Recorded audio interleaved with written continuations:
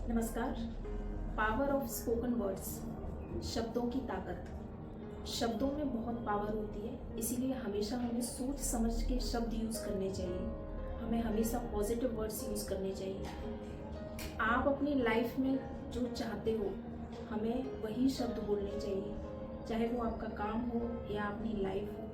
आपको हमेशा पॉजिटिव शब्दों का यूज़ करना चाहिए।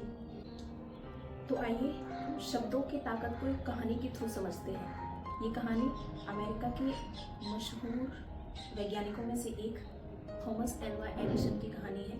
और ये कोई बनावटी कहानी नहीं है, ये एक सच्ची कहानी है जो काफ़ी मोटिवेशनल है। थॉमस एल्वा एडिसन एक स्पेशल चाइल्ड थी। वो दिमागी तौर पर कमज़ोर बच्चे थे।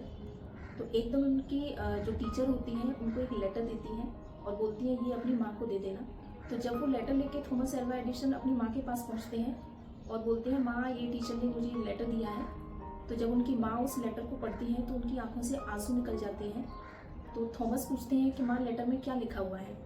तो उनकी माँ बोलती हैं अपने बेटे के सामने जोर जोर से लेटर पढ़ने लगती हैं कि बेटा, इस लेटर में लिखा है कि आपका जो बच्चा है वो एक जीनियस बच्चा है और इसके पढ़ाने लायक हमारे स्कूल में टीचर्स भी नहीं हैं, इसीलिए आप अपने बच्चे को अपने घर पर पढ़ाइए। इसको सुनकर थॉमस बहुत खुश हो जाते हैं और उस दिन के बाद से उनकी माँ अपनी डेथ तक थॉमस को घर पर पढ़ाती हैं, उनको स्कूल नहीं भेजती हैं। और जब उनकी माँ की डेथ हो जाती है, थॉमस बड़े हो जाते हैं, एक मशहूर वैज्ञानिक बन जाते हैं। तो अपने घर में पुरानी चीज़ों को देख रहे होते हैं, तो उन पुरानी चीज़ों में उनकी टीचर का वो लेटर भी मिलता है।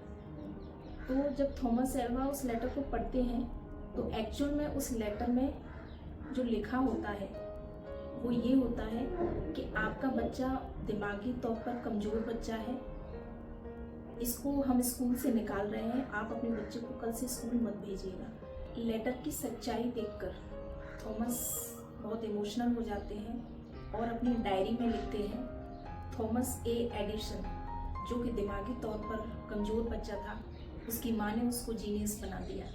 तो देखा शब्दों की पावर। उनकी माँ ने अपने बच्चे के लिए पॉजिटिव वर्ड्स बोले और उन पे काम किया और थॉमस एल्वा एडिसन एक महान वैज्ञानिक बने जिन्होंने कई आविष्कार किए, जिसमें बल्ब का आविष्कार सबसे खास आविष्कार था।